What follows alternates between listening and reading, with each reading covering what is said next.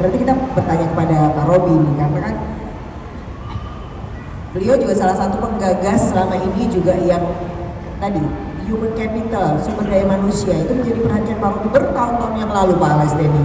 Jadi beliau juga sangat-sangat peduli bagaimana pengembangan SDM di DIY khususnya dari berbagai sektor. Nah ini kan sekarang relate nih, ketemu yang punya gagasan yang baru, tapi mungkin Pak Robi bisa memberikan masukan sekaligus.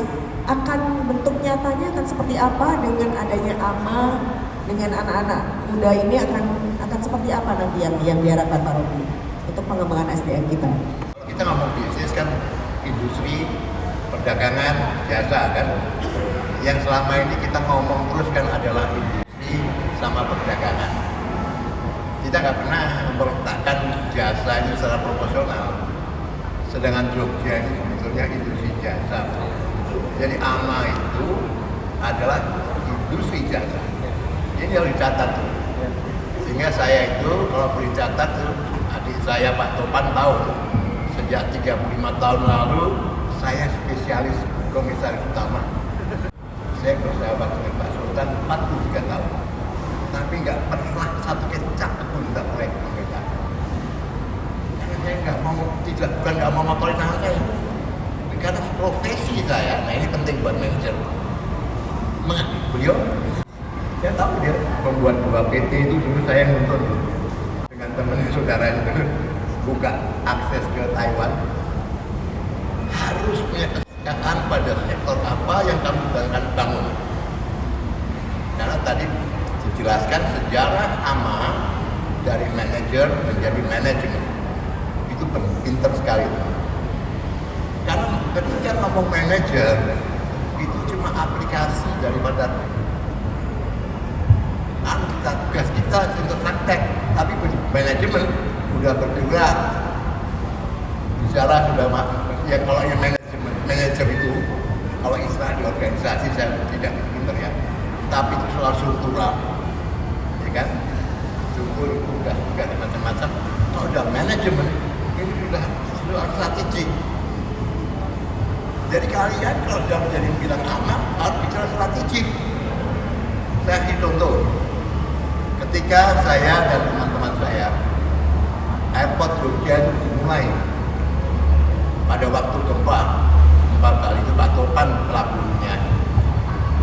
Itu pelaku.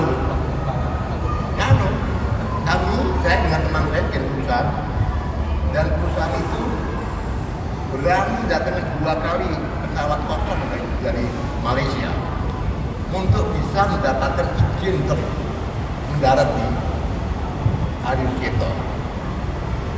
Saya diminta ada 2 orang untuk menulis sejarah itu. Bisa dapat. Dan sejak itu tidak banyak orang tahu. 8 tahun I was the owner of gudang yang ada di Adi Sucipto. Kami tahu, saya nggak mau ngomong. Tahunya saya rapat di belakang itu saya. Bahkan sampai hari ini banyak orang merasa nih Jogja itu ada inland port nggak jalan-jalan. Itu saya dulu. Dan idenya saya dapat dari Amerika langsung. Tapi saya nggak boleh ngomong karena kita masuk di era kompetisi. Kalau sekarang waktu itu kita ngomong what is the inland port, orang agak daerah lain keluar. Makanya di Jogja di Sedayu itu ada nomor portnya. Nggak banyak orang tahu. Itu ada di kantor saya. Dan itu saya siap untuk miskin. Dalam arti kata aku nggak mau lari. Karena itu strategik sehingga ketika kita berhadapan dengan kepentingan buat airport baru, saya sama temannya Pak Petrus, namanya Jos Iwan Malantika, saya dengan temannya beliau Pak Bambang SP yang baru meninggal 2 minggu lalu, dan satu lagi teman kita bagus dengan duit yang terbatas, kita terbang ke situ cari bantuan pemerintah itu, diterima oleh Perdana Menteri.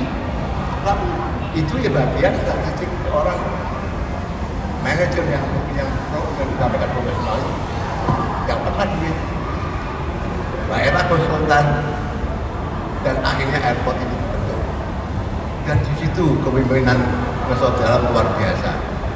Jam 5 pagi kita berangkat dari Jogja saya datang ke Jakarta menemui Panglima untuk minta izin boleh diatur.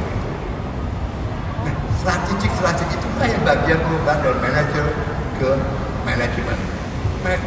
Perilaku di manajemen itu saya masuk kategori jasa, industri jasa. Tapi ketika bergerak menjadi entrepreneur, pilihan dia di mana, di industri atau di perdagangannya. Tidak apa, ada perdagangan jasa. Nah, saya titip pada teman-teman muda, di era baru ini ada satu norma baru. Norma baru itu salah satunya bahwa kita masuk dulunya digital. Anda kan mulai bekerja, bagaimana menyesuaikan dengan era digitalisasi. Ini penting. Ini penting.